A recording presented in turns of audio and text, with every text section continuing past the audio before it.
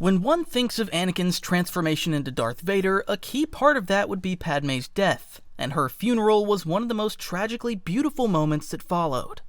Padme was brought back to her home planet of Naboo just to be buried, and a large procession happened in Theed. Guests of the funeral included Jar Jar Binks, Boss Nass, Padme's family, Queen Apayalana, Sio Bibble, and many more. Two other guests who actually knew the truth about Padme's death were Bail Organa and Mon Mothma. Not only did they know how she truly died, but they knew all about the great deception that Padme's mother, Ryu Thul, came up with. Ryu arranged for Padme to look pregnant when she was taken through the streets of Theed, and this was done so that they could hide Luke and Leia's birth from Darth Vader. The one person that wasn't present for the funeral was her beloved, Anakin Skywalker. Anakin had to visit her tomb years later after his duel on Cloud City with Luke, and he did so to exact revenge on those who kept the birth of his children a secret. Even though Anakin wasn't present during the procession, a piece of him was still with Padme and was buried with her, as she still had the Japer snippet that Anakin made her all those years prior after Anakin left Tatooine for the first time. No matter what happened, Anakin's love for her was still present, and she took it to the grave. Staying with Obi-Wan, Satine Kryze was the Duchess of Mandalore, but more importantly, she and Obi-Wan were secretly in love with each other.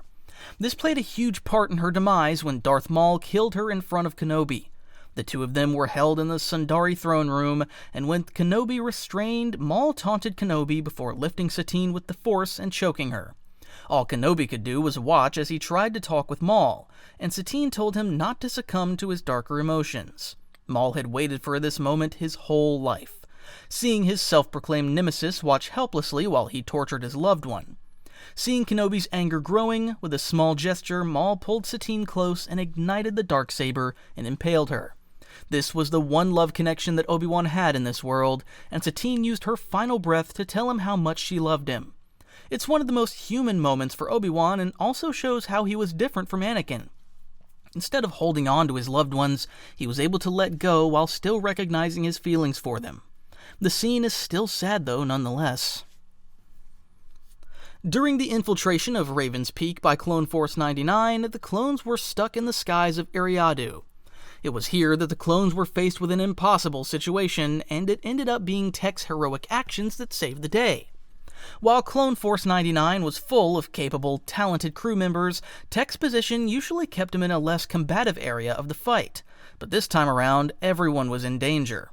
With no other options that would see most of the clones living, Tech decided to sacrifice himself when no one else was willing to let him go.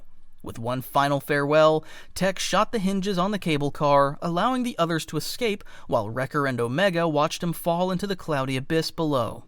Thanks to Tech's sacrifice, the rest of Clone Force 99 managed to reach the Marauder, but the only thing left of Tech to be discovered were his goggles. The Bad Batch was never the same after this, and we lost one of the more beloved characters from their squad.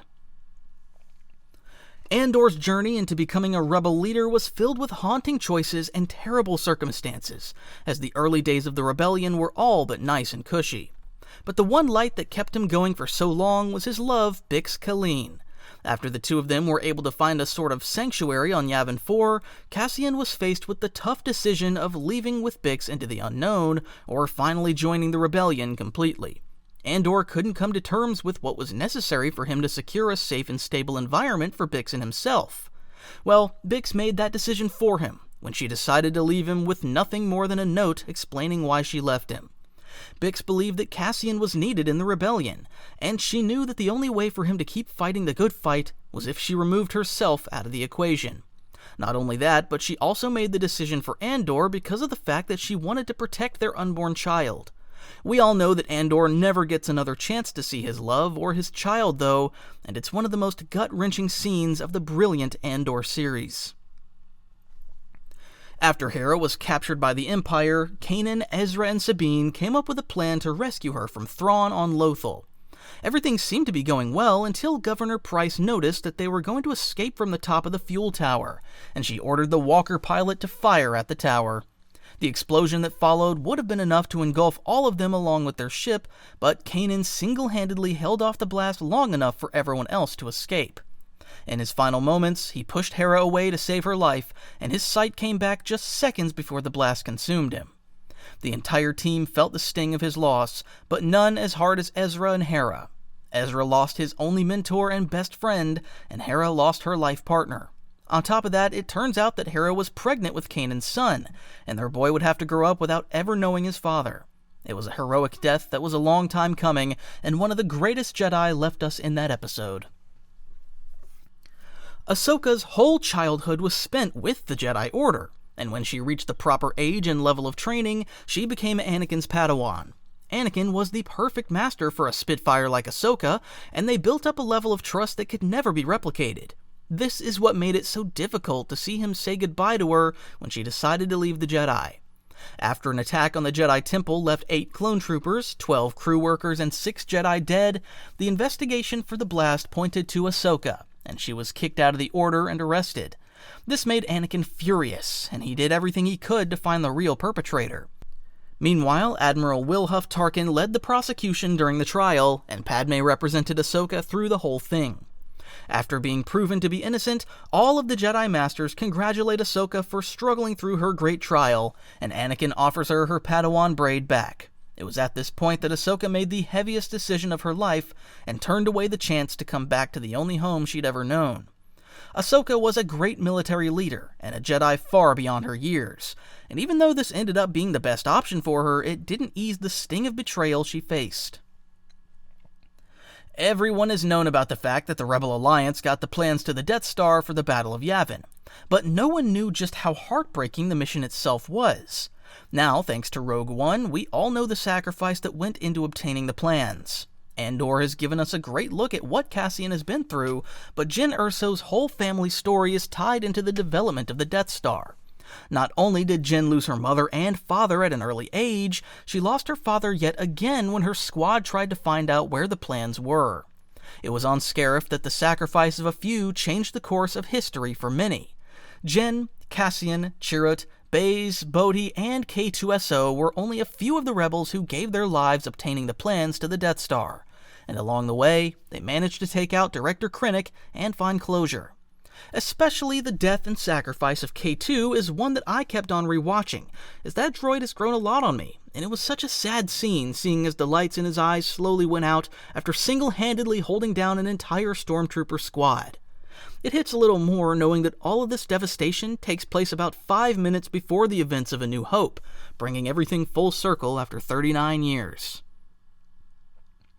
This one might surprise some people, as Darth Maul made destroying Kenobi his life mission after being bested by him on Naboo, but the only other thing he hated about as much as Kenobi was his old master Sidious for abandoning him, torturing him, and manipulating him.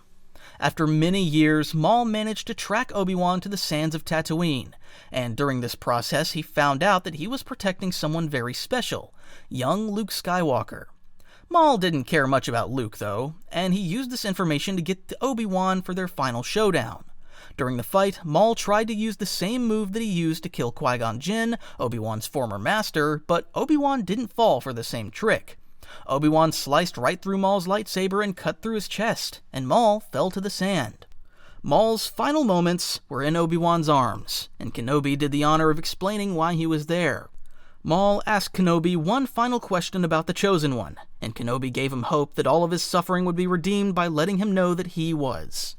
The setting they were in was truly beautiful, with the stars lighting up the night sky of Tatooine, while these two old enemies went at each other.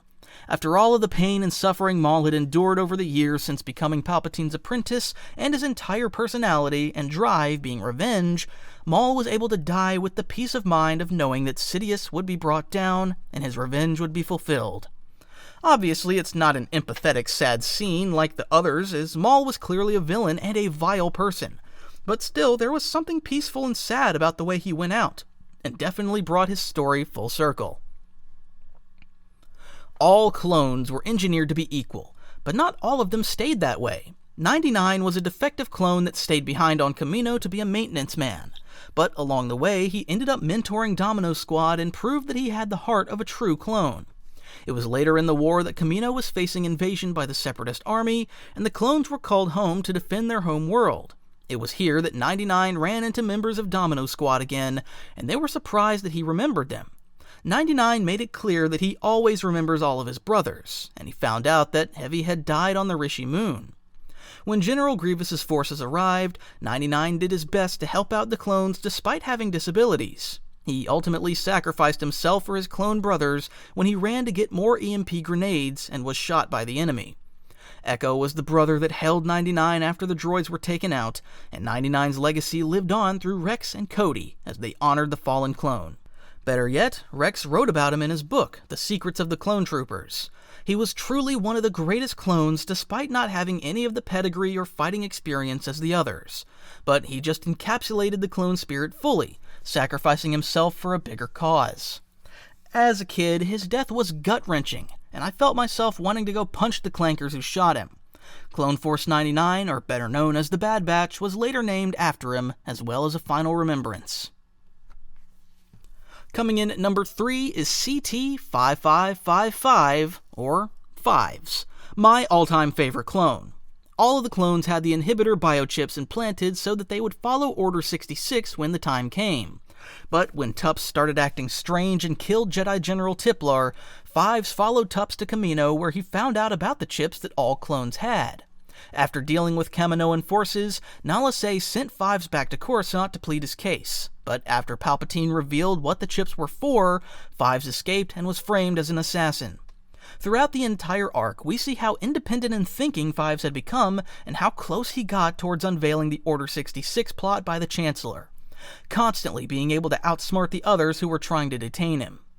It wasn't until after Fives met with Anakin and Rex to plead his case that he was shot by Commander Fox.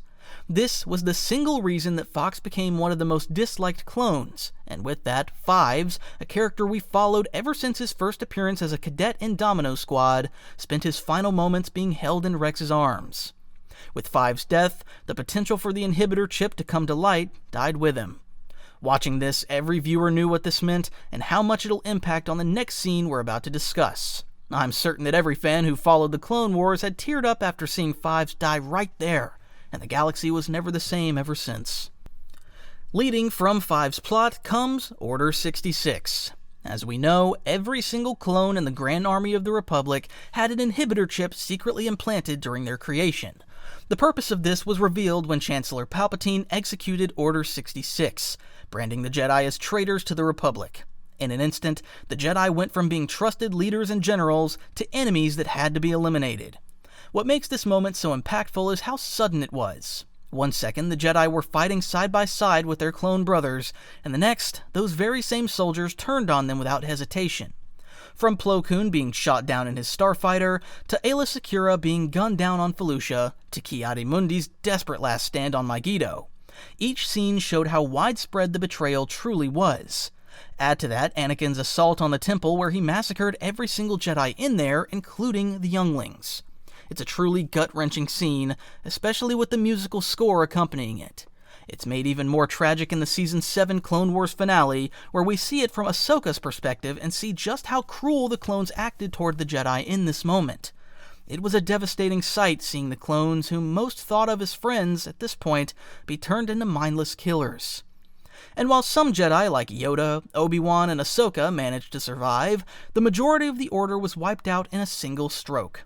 Order 66 marked the true end of the Jedi as the galactic peacekeepers who have stood for a millennia, and the rise of Palpatine's new empire. It was the ultimate revenge of the Sith. The truly most tragic moment in Star Wars is Obi-Wan and Anakin's duel on Mustafar. The two of them had one of the strongest master-apprentice bonds of any Jedi duo, and this only made their duel even more heartbreaking. Anakin, obviously corrupted by the dark side of the Force, went to Mustafar to bring an end to the war by taking out the remaining Separatist leaders.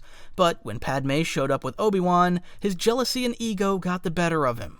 The two of them fought all over the factory through the lava rivers, and their duel ended with Obi-Wan incapacitating Anakin on the shores of one of those lava rivers. While Anakin writhed in pain, Obi-Wan spilled his heart to his old Padawan about how much he loved him, and had hoped that he would be the one to bring balance to the Force. Anakin, still blinded by his hatred and pain, only saw an enemy in front of him who left him to burn and die. This moment on Mustafar signified the end of one era and the beginning of another, with Anakin standing by Palpatine's side as the Emperor took over, and this is the moment where the old Anakin truly died and was consumed by Darth Vader. Throughout all of this, Anakin still felt Padme's life reaching out to him, but it wasn't until his transformation into Vader was complete that he learned exactly what he had done to his beloved wife. It's the penultimate turn of Anakin, who's the main character of Star Wars, and that's why it's obviously the saddest scene in all of Star Wars. Subscribe to the channel and like the video. See you next time.